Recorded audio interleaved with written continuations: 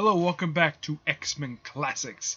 Sorry for the delay between episodes. This is episode number 21. In this episode, we're going over issues 43 to 44, the last two issues of Roy Thomas's first run for Uncanny X-Men. First up, now these two issues are not from any color books. This is black and white. I know this is the best way I can do this. From Classic X-Men Volume 2, we first have the Uncanny X-Men this is X-Men number 43. X-Men featuring the power of Magneto. Gotta love this cover. The cover, the artwork itself for this particular issue,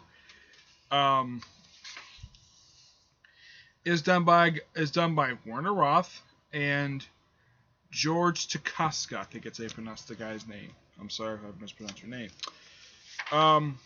Yeah, and this book came out in April of, let's see, I'd say 68. Book opens up with Magneto shocked to hear that Xavier is dead. So then we cut away to Xavier's funeral, where the X-Men are there mourning his death. And then Quicksilver, now Magneto in that panel had sent Quicksilver to basically confirm that Xavier was dead. That was the whole point of him being there. Now, somebody might be thinking, wait a minute, didn't Quicksilver join the Avengers after he left in issue 11? Yes, he did. Excuse me, he left in issue 49 because of something that Magneto did.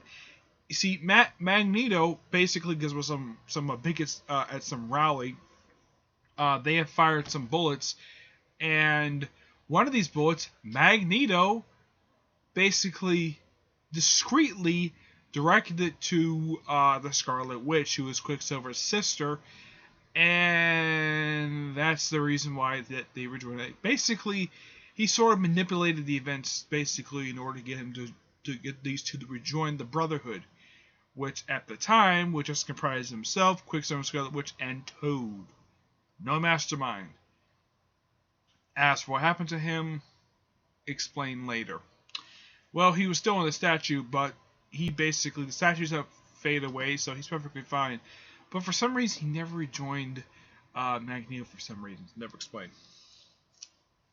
So Quicksilver goes there to confirm, to see it from distance, and then Warren sees Quicksilver, and they talk what happened in Avengers 49. They get sort of a brief scuffle, and of course the minister calls him back to the funeral. Magneto's upset, and then they go to the Xavier Institute, where they sort of then the X-Men go back inside their mansion, where they where they play sort of the last will and testament of Charles Xavier. That's simply what they do. And of course, Jean can't help herself. Basically, she's very sad.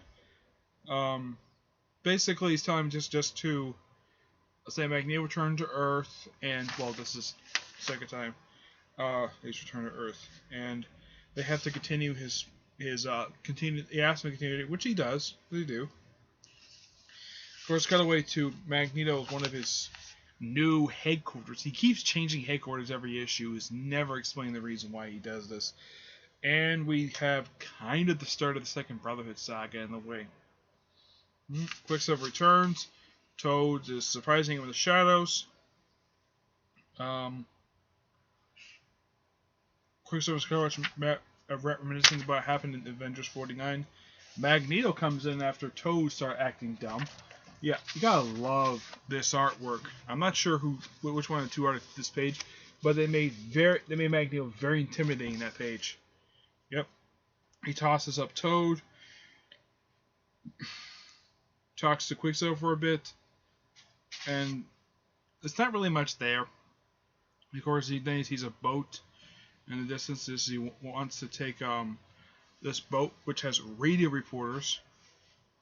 And of course, he takes the boat, and then the X-Men basically go out to take him on. And they fight.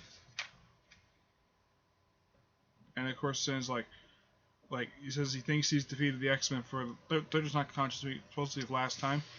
Then we cut away to sort of a bonus feature. Now, the solo feature has already concluded in a way, but I guess Roy Thomas felt as though, even though the actual story of Cyclops' origin was concluded, they decided to have it so he have his first and only known solo adventure as Cyclops before the other X-Men basically came along.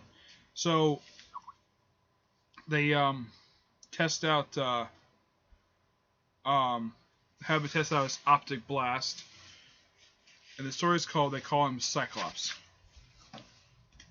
Just a second here. This is on Skype.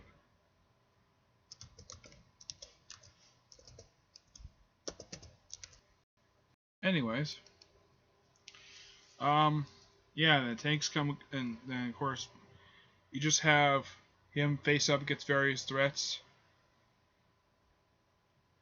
Where he takes on a tank, shows off how his optic blasts work.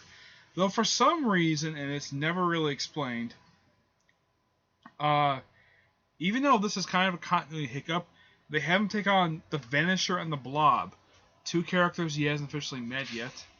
And then he saves a school bus, takes on some thug, I'm not sure who it is, takes on the Hulk, Tyrus. Yeah, it just basically just stuff he does on his own. And that's the end of that, but I'm not done with this yet.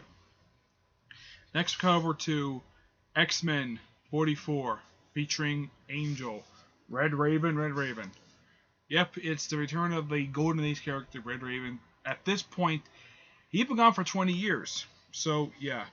Book opens up with... I'll give my final thought to these two issues when I finish this review, this particular one. Yeah, you have Magneto standing over the fallen X-Men. Of course, Toad cheering on. Magneto telling Quicksilver something to do. And of course, the X-Men, well, they put in like very significance, like Jean Grey gets a armband, Beast gets some wrist things, Angel is locked in some cage, Iceman is locked in this thing. I don't know why.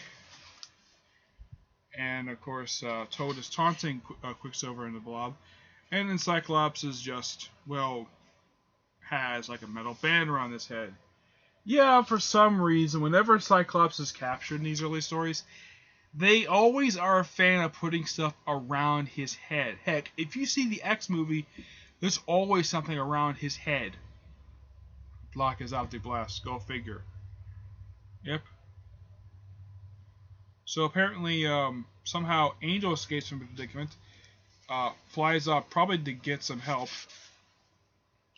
and of course somehow, and this is never explained, and I don't think Quicksilver does this again, he sends him out, Magneto sends Quicksilver out to stop Angel, where apparently he learns to fly. Completely unknown why he does that for. And then Angel flies up for a bit, lands on some rocks in the ocean, and then an island starts springing up, and this gorgeous panel.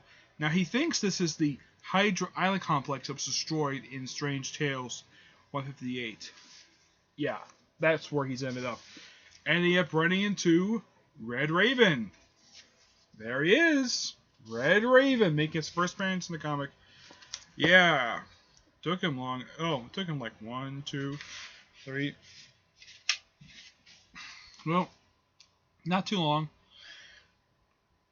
Some 6 pages, and then they just briefly fight for a few pages, and they stop and they talk for a bit, and of course he sort of recaps his origin story about like he recaps his backstory. Yeah, that's basically what he does. He does this for the next couple pages. Actually, for the next few pages, like people are sealed, like they're some kind of king. And so some of the angel men basically are sort of trapped. Yeah. And of course, they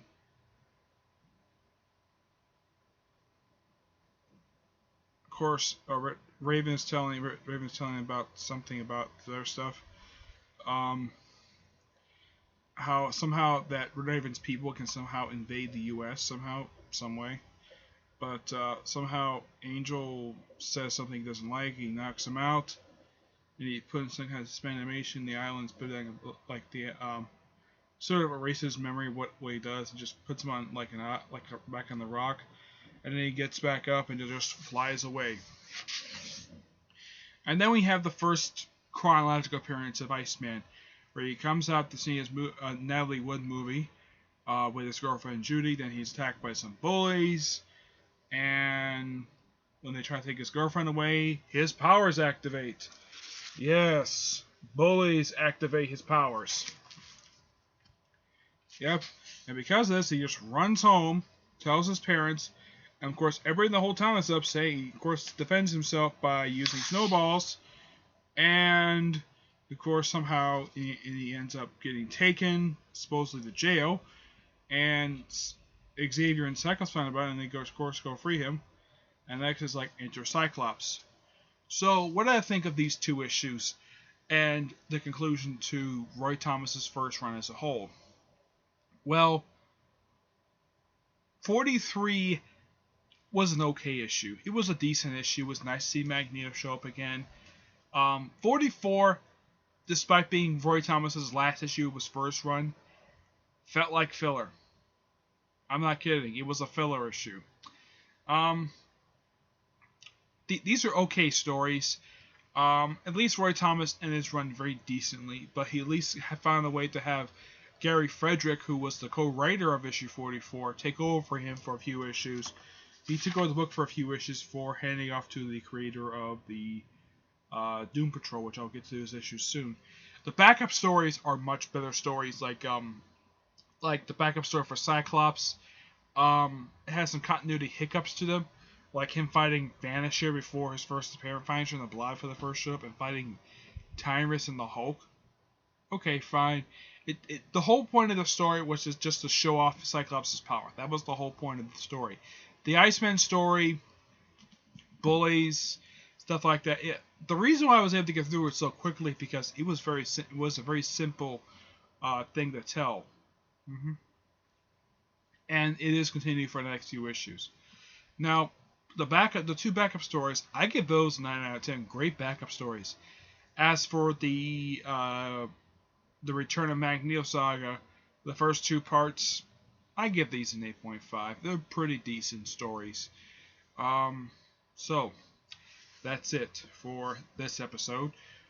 Stay tuned for the next episode, which I will hopefully go over.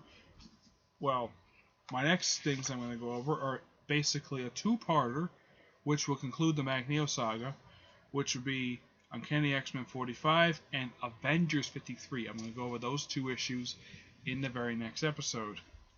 But, until then, I will see you in the next episode. There.